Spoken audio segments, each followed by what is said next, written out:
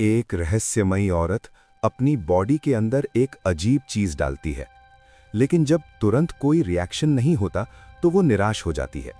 तभी अचानक उसे जिंदगी का सबसे भयानक दर्द महसूस होता है। उसके शरीर के अंदर जैसे कुछ जिंदा होकर हिलने लगता है। उसकी आंखों की प्यूपिल्स दो हिस्सों में स्प्लिट हो जाती हैं और उसकी स्पाइन फट जाती है, जिसमें से एक नया रूप जन्म लेता है। जमीन पर पड़ी होती है उसकी पुरानी बॉडी, बिल्कुल सांप की उतरी हुई केंचुली की तरह, और सामने खड़ा होता है बर्फ जैसी सफेद स्किन, बिल्कुल स्मूथ हाथ और एक चमकता हुआ जवान और बेहद खूबसूरत शरीर। लेकिन इस खुशी को महसूस करने का मौका भी नहीं मिलता, जैसे उसे पहले से पता हो कि उसे वापस लौटना पड़ेगा। वो पुरानी बॉडी को रिपेयर करती है और एक डायरेक्टिव इंजेक्ट करती है।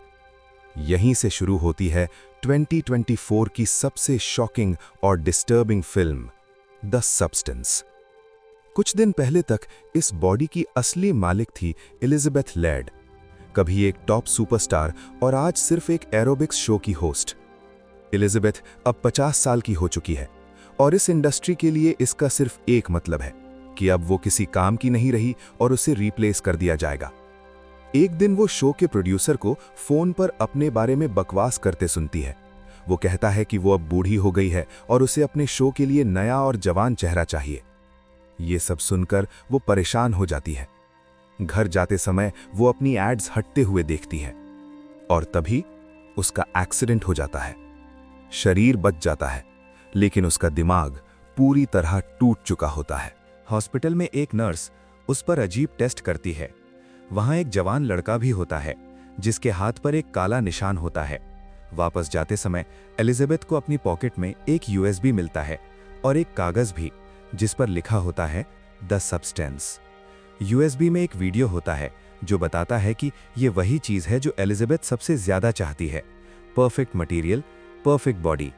पहले तो वो इसे बेकार समझकर फेंक देती है, लेकिन पास्ट ग्लोरी और एक शर्मनाक जॉब एडवर्टाइजमेंट उसके डिसीजन को बदल देते हैं। और तभी आती है रॉकेट स्पीड डिलीवरी। वो डिलीवरी बॉक्स खोलती है तो उसके अंदर होता है एक्टिवेटर, जो डुप्लीकेट बॉडी बनाता है, स्टेबलाइजर, जो डुप्लीकेट को जिंदा रखता है, और ट्रांसफर फ्लूइड, बॉडी स्वैप के लिए। और कुछ स्ट्रिक्ट रूल्स। सिर्फ एक ही डुप्लीकेट बन सकता है।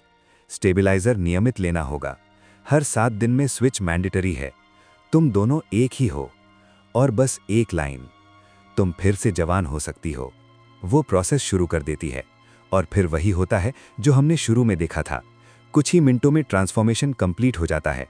अब एलिजाबेथ जमीन पर पड़ी थी और उसके सामने खड़ी थी उसकी नई पहचान। जवानी, खूबसूरती, एनर्जी, सब कुछ परफेक्ट। लेकिन तभी सिर फटने जैसा दर्द शुरू होता है, क्योंकि उसने सेकंड स्टेप स्किप कर दिया था, स्टेबलाइजर लेना, जो रोज लेना होता है, और वो भी ओरिजिनल बॉडी की स्पाइनल कॉर्ड से निकालकर। कुल 7 इंजेक्शंस। जैसे ही प्रोसेस पूरा होता है, एलिजाबेथ का कॉन्शियसनेस पूरी तरह नई बॉडी से फ्यूज हो जाता है और जन्म लेती है सू, जो बहुत ही ज्यादा खूबसूरत होती है। वो उसी शो के लिए ऑडिशन देने जाती है जिससे एलिजाबेथ को निकाल दिया गया था, और सिलेक्ट हो जाती है। जल्द ही सू दुनिया पर छा जाती है। लाइव शोज, प्रोड्यूसर्स की अंधी तारीफ। लेकिन एक लिमिट है, 7 दिन। क्लॉक बजती है और सिंड्रेला की तरह सब कुछ वापस छिन जाता है। सू अब जिंदा लाश बन जाती है और एलिजाबेथ वापस लौटती है एक इग्नोर्ड मिडिल एज्ड रियलिटी में। इतनी खूबसूरती देखने के बाद अब उससे अपना नॉर्मल चेहरा सहन नहीं होता। वो शो पर अपना सामान लेने जाती है जहां उसे सिर्फ ह्यूमिलिएशन मिलता है। अब उसकी जिंदगी का एक ही मकसद है, नेक्स्ट स्विच डे। वो पूरा दिन टीवी देखती है, स्नैक्स खाती है और काउच पर पड़ी रहती है। 7 दिन बाद सू वापस लौटती है और घर की खराब हालत देखती है। एक दिन वो एक लड़के के साथ घर आती है।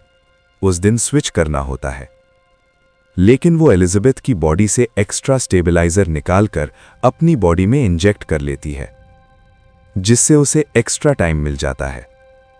एलिजाबेथ जब वापस लौटती है तो देखती है कि वो और भी ज्यादा बूढ़ी हो गई है। वो समझ जाती है कि ये सब सू के लालच का नतीजा है। एलिजाबेथ चाहती तो ये सब रोक सकती थी, लेकिन अब उसे फेम का नशा चढ़ चुका था। 7 दिन बाद वो फिर से स्विच करती है। सू लौटती है। घर की हालत देखकर उसे एलिजाबेथ पर बहुत गुस्सा आता है और वो फैसला करती है कि अब वो स्विच नहीं करेगी। अब धीरे धीरे रूल्स टूटने लगते हैं, पर्सनालिटी स्प्लिट हो जाती है। वो बार बार एलिजाबेथ की बॉडी से स्टेबलाइजर निकालकर यूज करती है, बहुत से शोज करती है और काफी फेमस हो जाती है। एलिजाबेथ पीछे रह जाती है, सू आगे बढ़ जाती है।